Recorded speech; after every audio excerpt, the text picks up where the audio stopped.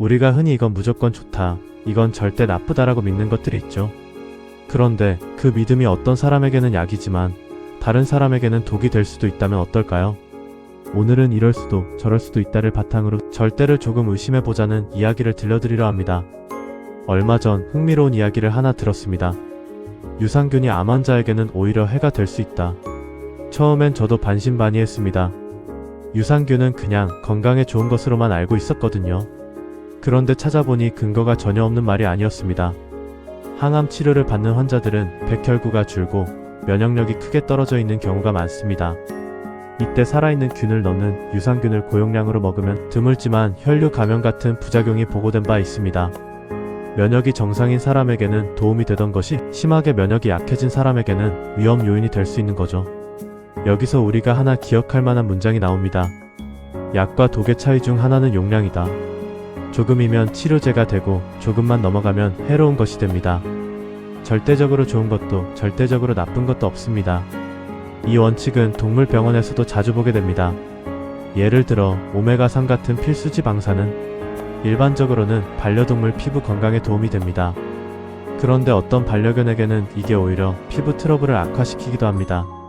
사람마다 체질이 다르듯 반려동물도 각자 체질과 상황이 다르기 때문입니다. 심장병이 있는 반려견을 데리고 운동은 건강에 좋지? 하면서 열심히 달리기를 시키면 어떻게 될까요? 이 경우 운동은 더 이상 건강에 좋은 것이 아니라 응급 상황을 부를 수 있는 촉발 요소가 됩니다.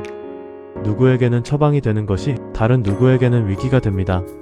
제가 첫 책에서 독자에게 이런 말을 남긴 적이 있습니다. 이 글은 수의학적 지식을 바탕으로 하고 있지만 절대적이지 않습니다. 하나의 증상이나 질환에 대해서도 수의사마다 서로 다른 생각이나 소견을 가질 수 있는 것이 임상입니다. 임상 현장에서 매일 보게 됩니다. 절대적인 정답은 거의 없다는 사실을요.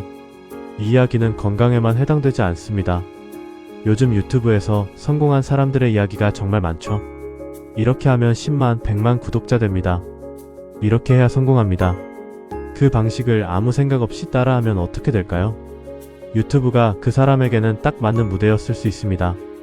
그 사람의 개성, 콘텐츠, 타이밍이 아주 절묘하게 맞아떨어진 결과일 수도 있죠.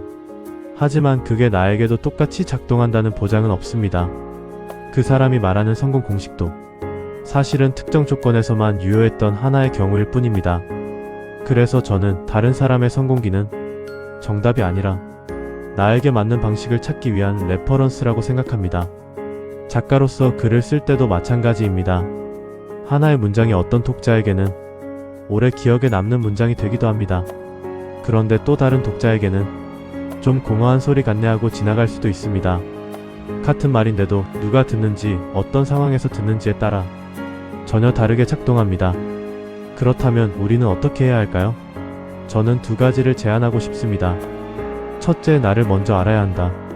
내 체질, 내 상황, 내 맥락을 모르고 남의 방식을 그대로 가져다 쓰는 건 위험합니다. 둘째, 깊이 들여다봐야 한다. 표면에 보이는 것이 전부가 아닙니다. 하나의 현상에도 여러 면이 있고 조건이 달라지면 결과도 달라집니다. 이 세상의 절대라는 말을 함부로 쓰기는 어려운 것 같습니다. 절대 불변의 진리처럼 보이는 것도 조건이 달라지면 흔들리니까요. 그럼에도 우리는 생각보다 자주 절대, 무조건이라는 말에 끌립니다. 이게 답이다. 이 방식이 정답이다. 그래서 저는 이런 연습을 권하고 싶습니다. 오늘 내가 당연하게 믿고 있는 것 하나를 꺼내서 한번 뒤집어보는 것. 정말 늘 좋은 걸까? 나는 어떤 조건일 때 이게 도움이 되고 어떤 조건일 때는 해가 될까? 그것을 의심하고 파헤져보는 시간 자체가 우리에게 꽤 많은 것을 가져다 줄 수 있다고 믿습니다. 오늘은 이럴 수도 저럴 수도 있다라는 제목으로 절대라는 단어를 조금 멀리 두고 좀 더 입체적으로 세상을 보는 연습에 대해 이야기해보았습니다. 여러분은 요즘 얼마나 입체적으로 보고 계신가요? 이 영상이 떠오르는 분이 있다면 그분과 함께 한번 이야기 나눠보셔도 좋겠습니다. 박근필 작가였습니다.